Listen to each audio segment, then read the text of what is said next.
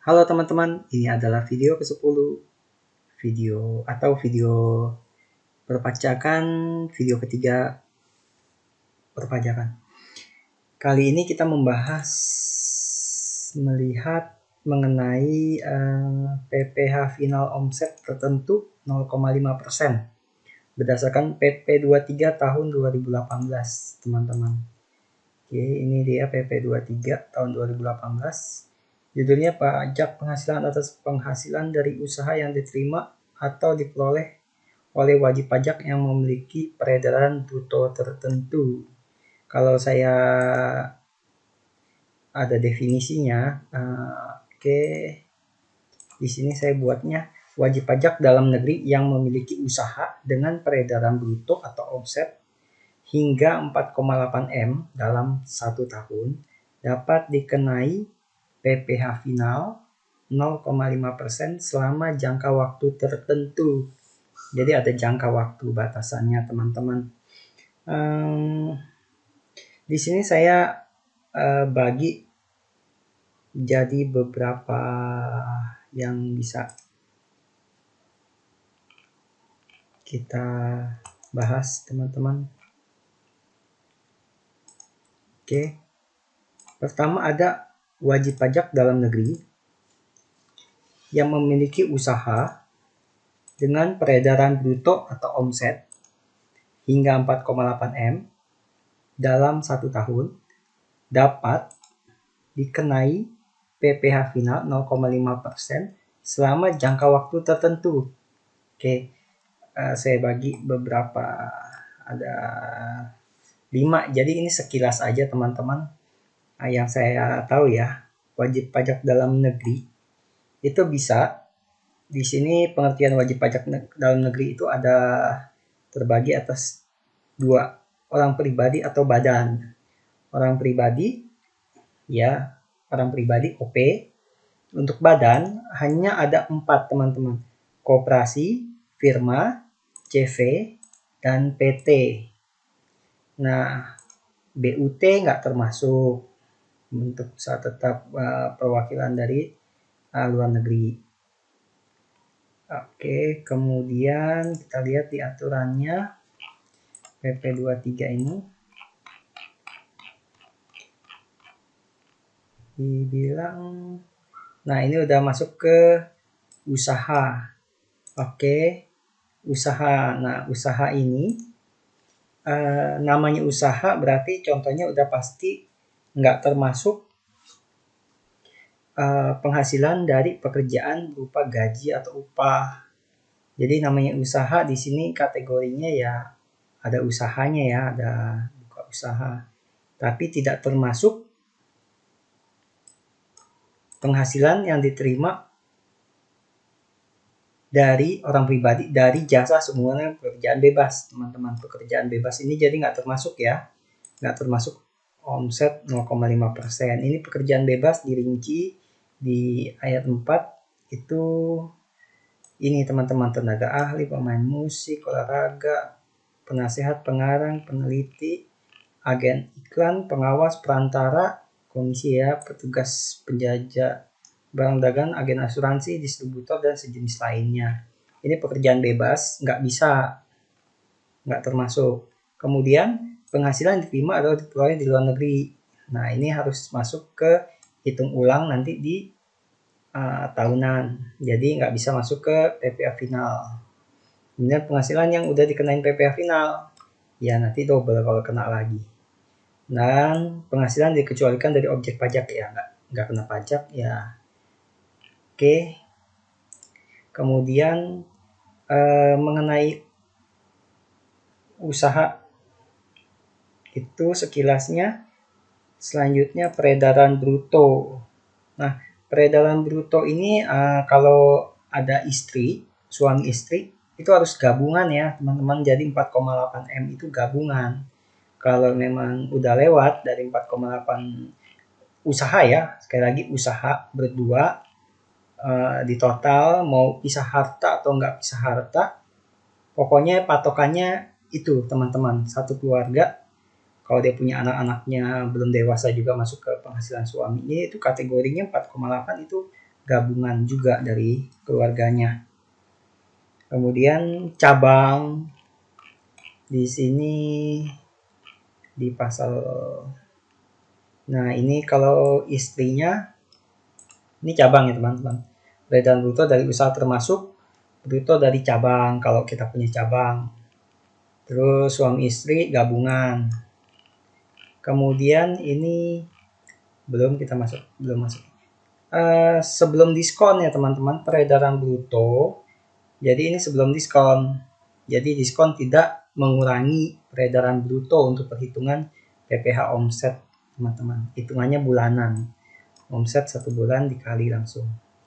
Oke, ini peredaran bruto. Ini berikutnya dapat. Nah, dapat ini opsional teman-teman, pilihan. Jadi mau dikenain PPh final atau enggak, ini tergantung WP-nya, tergantung kitanya.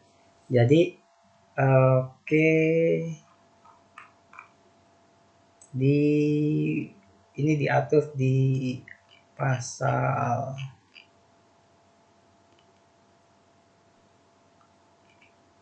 ini ya, termasuk nih 3 ayat 2, tidak termasuk wajib pajak kalau dia memilih nggak mau pakai omset, ya udah nggak bisa, dia pakainya tarif umum kita sebutnya.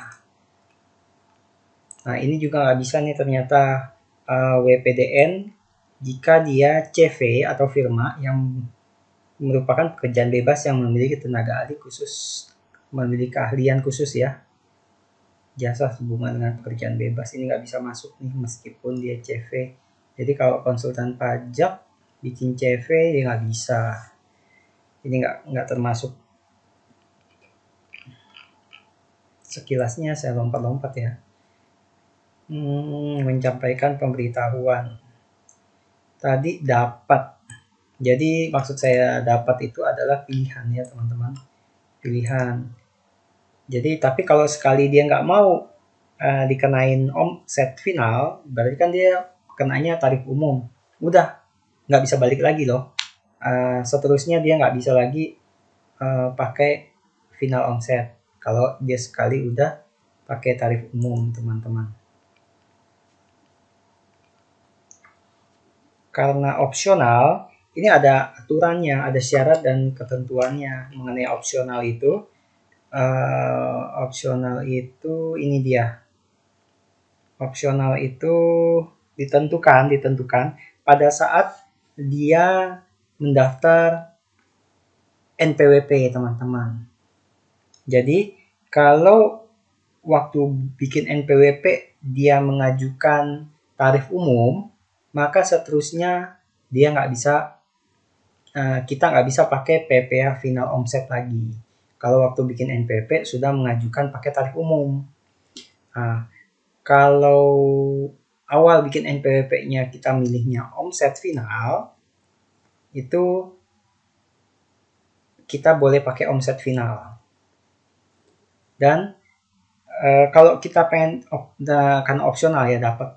Kalau kita pengen berubah, udah terlanjur omset nih tahun pertama, tahun keduanya kita pikir mau berubah, mau pakai tarif umum, bisa. Pada tahun sekarang, terserah mau tahun keberapa, asal itu masih jangkauannya jangka waktu yang 0,5%, kita ajukan sekarang, tapi berlakunya misal ajukan sekarang untuk tarif umum ya. Nah, berlakunya tarif umum itu tahun depannya teman-teman, nggak bisa tahun sekarang. Ini setelah menggunakan tarif umum nggak bisa lagi pakai omset ya, nggak bisa lagi pakai ini. Kemudian jangka waktunya berapa lama? Jangka waktunya di sini untuk orang pribadi 7 tahun, untuk bentuk koperasi, CV, firma itu 4 tahun, dan PT itu jangka waktu 3 tahun. Jadi kalau terdaftarnya itu punya NPWP-nya itu tahun 2017 misalnya, itu hitungannya sejak PP ini berlaku berarti 2018 ya.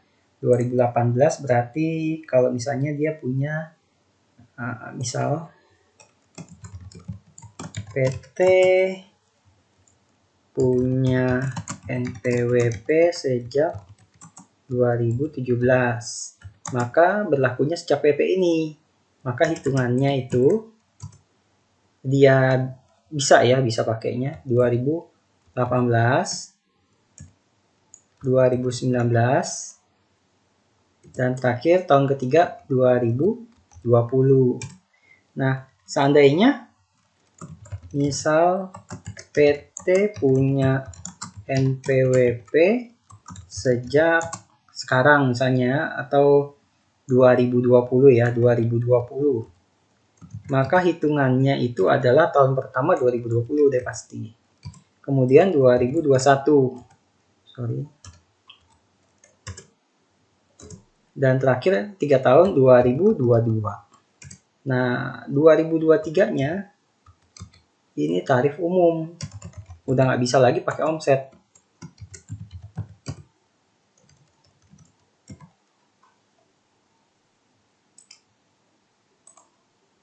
(2021) tarif umum. Ya, gitu teman-teman. Ini jangka waktunya. OP itu 7 tahun ya. Perhitungan gitu. Jadi kalau dia udah terdaftar sejak PP ini berlaku, kalau dia baru punya NPWP setelah PP ini berlaku, hitungannya ya udah sejak dia terdaftar. Ulangin ya, kalau dia punya NPWP setelah PP ini berlaku, peraturan pemerintah ini berlaku 2018, itu hitungannya sejak dia punya NPWP. Dan dibatasin, waktu dia bikin NPWP, dia pilihnya itu tarif umum atau omset pakainya. Kalau dia omset, boleh pakai ini seterusnya 3 tahun. Tapi kalau dia pakainya waktu bikin NPWP mengajukan tarif umum, udah nggak bisa pakai tarif omset ini. Dan seterusnya nggak bakal bisa pakai lagi omset. Kalau dia lagi baru tahun 2020, misalnya dia punya NPWP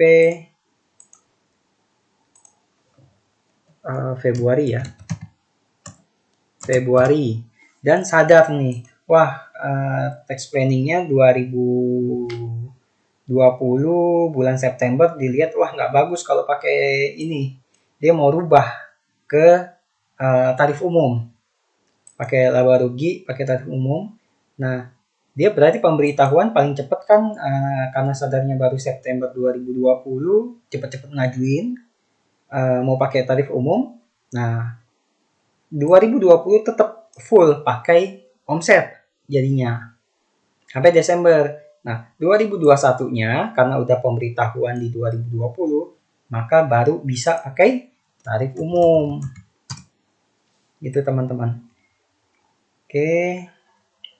Dan jika misalnya 2020 misalnya omsetnya, bikin baru lagi aja ya teman-teman biar nggak bingung nanti. Nah, misalnya 2021 sini September ya. September 2021 omset sudah 5M. Gimana tuh? Nah, ketika pertengahan tahun dia omsetnya sudah 5M, padahal dia masih ada jangka waktu di jangka waktu tersebut, jadi omset finalnya fullin dulu sampai penuh Desember 2021 teman-teman. Jadi meskipun udah sampai 6M di tahun yang berjalan, dia harus genapin dulu selama 1 tahun itu, biarin aja pakai omset final. Kemudian 2022 baru karena sudah lewat 4,8M di 2021, 2022-nya sudah menggunakan tarif umum. Gitu teman-teman, dan seterusnya udah tarif umum. Oke. Kayaknya itu aja teman-teman sekilas mengenai PP23 ini. Kalau teman-teman mau lihat juga di sini di penjelasannya juga ada contoh-contoh teman-teman. Teman-teman bisa Google, ini peraturan pemerintahnya, bisa di-download, dan kalau mau baca bisa penjelasannya dikasih contoh semuanya. lumayan dapat nambah penjelasan dibandingin cuma baca ininya aja teman-teman, peraturannya aja, karena ada contohnya jadi lebih enak. Oke, demikian teman-teman. Mohon maaf jika ada salah-salah kata. Sampai jumpa lagi.